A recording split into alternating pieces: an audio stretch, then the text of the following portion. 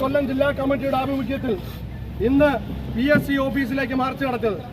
ഈ മാർച്ച് നടത്താനുണ്ടായ കാര്യം എന്താണെന്ന് നിങ്ങൾക്ക് എല്ലാവർക്കും അറിയാം.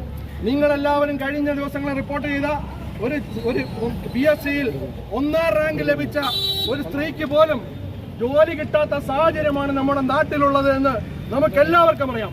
അതുമാത്രമല്ല, ഇന്ന് പിണറായി വിജയന്റെ നേതൃത്വത്തിൽ പിൻവാതിൽ നിയമനങ്ങൾ നടത്തിക്കൊണ്ട് കേരളത്തിലെ കുട്ടി സഹാക്കന്മാരെ ഗവൺമെന്റിന്റെ പല പോസ്റ്റുകളിലും അനധികൃതമായി നിയമിച്ചുകൊണ്ടിരിക്കുന്ന സാഹചര്യം നമുക്ക് എല്ലാവർക്കും അറിയാം.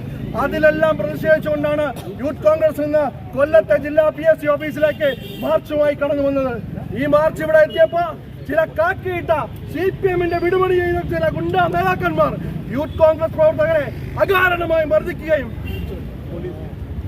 പോലീസ് ഉദ്യോഗസ്ഥർ യൂത്ത് കോൺഗ്രസ് പ്രവർത്തകരെ അകാരണമായി മർദ്ദിക്കുകയും ക്രൂരമായി തലക്കടിക്കുകയും ചെയ്ത സാഹചര്യം നമ്മളെല്ലാവരും കണ്ടതാണ്.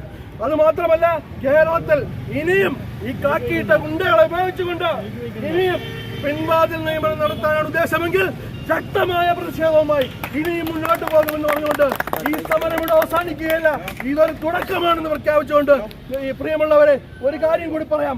ഇനി പിണറായി വിജയന്റെ കുട്ടി സഹാക്കളെ ഒരു തരത്തിലും പിൻവാതിൽ നിയമനത്തോടെ അധികാരത്തിലേക്ക് അല്ലെങ്കിൽ ഉദ്യോഗത്തിലേക്ക് കടത്താൻ ഞങ്ങൾ അനുവദിക്കില്ല എന്ന് ഈ അവസരത്തിൽ ശക്തമായി പറഞ്ഞുകൊണ്ട് നിർത്തുന്നു.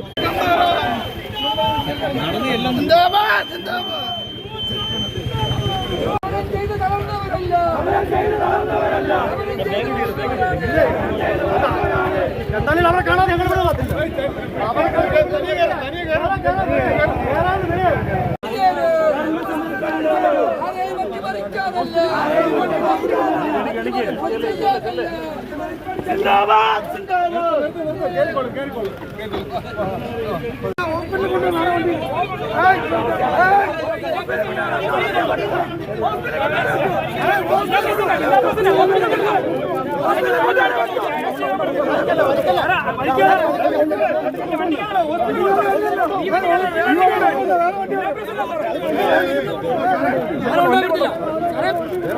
ന്യായമായിട്ട് സമരം ചെയ്ത് ഈ വണ്ടി കൊണ്ടുപോകാൻ പറ്റില്ല. ഹോസ്പിറ്റലിൽ കൊണ്ട് ഈ വണ്ടി